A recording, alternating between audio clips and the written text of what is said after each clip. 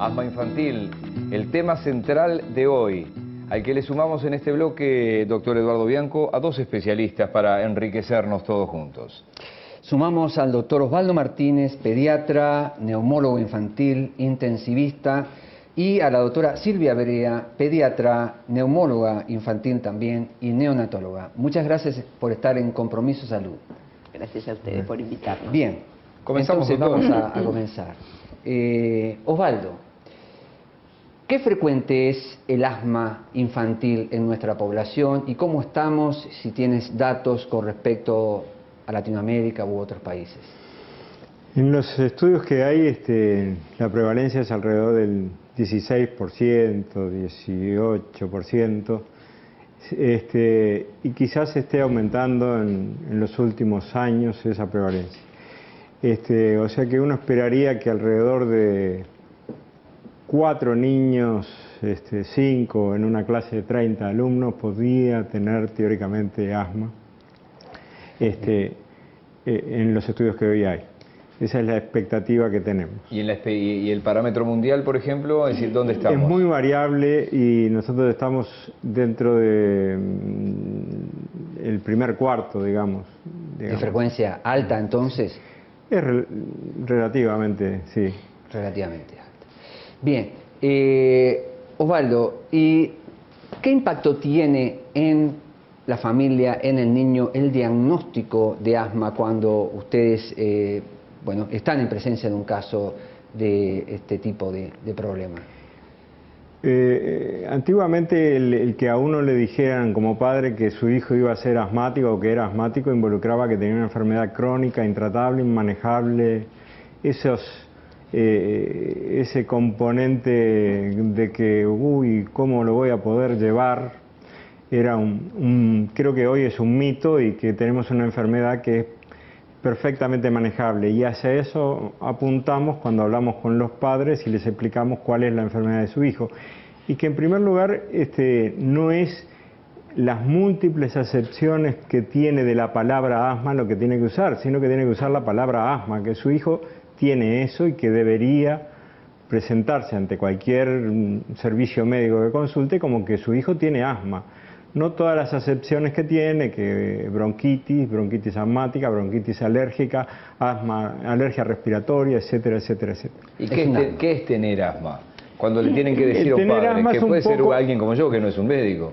Es un poco lo que muestra el video que pasaron al principio, y en el cual esos son los mecanismos que se ponen en juego. Primero la vía aérea se cierra, como consecuencia de eso el niño o el adulto empieza a sentir dificultad para respirar, algunos sienten dolor en el pecho, otros tienen tos, otros tienen lo que llamamos silbidos o sibilancias o chiflidos o ruidos respiratorios.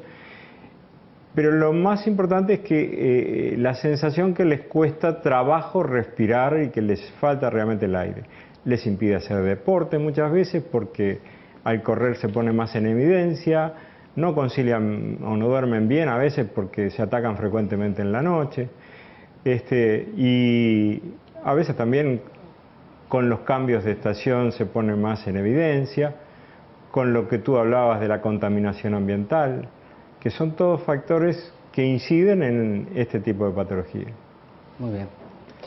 Vamos a la doctora Silvia Brea. Diagnóstico, ¿cómo se diagnostica el asma? El asma es muy fácil y muy difícil de diagnosticar. Fácil en el sentido que es solo un diagnóstico clínico. Cuando repite esas crisis de dificultad para respirar, ese bronquio estrecho, esa fatiga al ejercicio, ya podemos decir que estamos frente a un paciente asmático. No hay ningún examen, ni una placa de tórax, ni un examen de laboratorio que nos diga este es asmático. Nada, solo la clínica y lo que los padres o el niño nos van a contar. Con eso ya tenemos el diagnóstico del asma. Sí podemos evaluar el asma con un funcional respiratorio que todo niño debe tener para evaluar la entidad que tiene la enfermedad asmática o si estamos frente a un asma para el ejercicio. Pero diagnóstico para confirmarlo no hay, solo para valorar esa entidad. También a veces los médicos, los neumólogos pedimos otros exámenes para descartar otras enfermedades similares al asma, pero que no son el asma. pero el diagnóstico es absolutamente clínico y es importantísimo lo que el padre y el niño nos cuentan, cómo viven esa crisis de asma y cómo se repite. ¿A partir de qué edad pueden nacer con asma? Pregunto desde la más absoluta ignorancia. El asma es de 0 a 100 años, como yo digo, pero en la primera etapa de la vida los diagnósticos diferenciales son muchísimos y el asma es de menor entidad, aparece de la edad escolar en adelante que podemos asegurar que el asma. Después tenemos bronquitis, tenemos otras cosas en el lactante chico, lo que nosotros llamamos sibilante transitorio, que está muy relacionado en los primeros años que trabajamos con el doctor Bianco sobre el humo del cigarrillo. Hace muchísimos años yo hice un trabajo en mi clínica que se relacionaba directamente con los fumadores intradomiciliarios, esa asma del niño chico que después desaparece. Eso es muy importante, pero podemos hablar seriamente de asma y del diagnóstico asma después de los 6 años. Quisiera que hablara de los factores desencadenantes. La gente habla de las ingestas, del chocolate, de la naranja, pero también me gustaría que nos explicara si tiene o no importancia la parte psicológica en el desencadenamiento de crisis asmáticas o en el mantenimiento. Los desencadenantes del asma son múltiples y lo más importante es que cada niño, cada paciente tiene sus propios desencadenantes y a veces no son los mismos para el otro paciente. En cuanto a los ingestantes, son muy importantes en el primer año en los primeros años de la vida. Después, en el correr de la vida, van perdiendo importancia. Son el chocolate, la naranja, los colorantes. Y hay que tener en cuenta que no todos los niños hay que prohibirle todo. Si me oyen los alergistas no están de acuerdo, pero a determinados niños le hace mal la naranja, le desencadena broncoespasmos y a otros no. Entonces no tenemos por qué suspenderles a todos la naranja. Depende, cada uno tiene que conocer sus desencadenantes, que puede ser cambio de tiempo, pueden ser los humos del cigarrillo lindos y feos, porque es el humo del cigarrillo, puede ser el humo de la marihuana, puede ser el humo de los inciensos, no tiene por qué ser solo el humo del cigarrillo. Los perfumes, el lisoform, el aguajane, todos esos olores fuertes pueden ser. Y los factores psicológicos son fundamentales. Pueden desencadenar la crisis, pueden prolongarla y pueden agravar la crisis, pero no es que el niño provoque la crisis, sino como cualquiera que sufre gastritis ante un estrés tiene más gastritis. No le provoca el asma, no es que por un tratamiento psicológico se vaya a curar de la enfermedad asmática, no, pero cualquier estrés puede desencadenarle el asma y puede desencadenar una crisis asmática importante. Y el paciente puede llegar a manejar eso y saber que si tiene un examen tiene que tomar medicación antes porque se va a poner nervioso, si va a dar el examen de inglés. Entonces es muy importante ya manejarlo en los días previos y eso va a salir de la buena relación que va a tener el pediatra con el paciente para manejar esas actitudes difíciles. Con lo que me gusta el chocolate con naranja. Doctor Martínez, tratamiento. ¿Qué es lo que hacemos, qué es lo que tenemos para mejorar a ese niño asmático? Nosotros llamamos dos grupos grandes, rescatadores y controladores. Los rescatadores, como tal dice la palabra, es lo que me ayuda a salir de la crisis y abrir el bronquio que está con el espasmo que está cerrado, y para eso el más importante es el salbutamol con todos los nombres comerciales que hay en el mercado. Es realmente la droga de elección.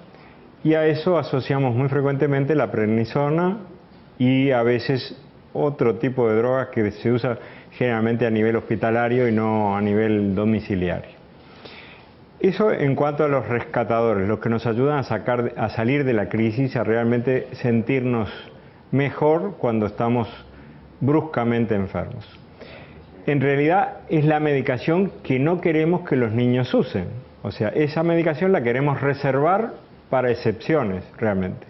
O sea que los que queremos que usen es lo que llamamos controladores o como alguna gente llama preventivos, hemos cambiado la palabra por controladores, que son medicamentos que tienen un efecto antiinflamatorio, bloquean en cierta manera que se produzca el espasmo. Entonces si yo lo uso diariamente tengo a mi asma controlado, o sea yo mando a mi asma y no que el asma me mande a mí. Correcto. Esa es la idea. Tenemos que hacer una pausa muy breve. Usted va a seguir con su respuesta, pero además le dejo otra pregunta planteada que puede ser parte de los mitos. Pero hay gente que dice cualquier cosa menos un corticoide, doctor. Prednisona no. De acuerdo. Veremos qué hacen ustedes en esos casos. Nosotros lo que tenemos que hacer es una pausa y ya volvemos con el tema central de hoy.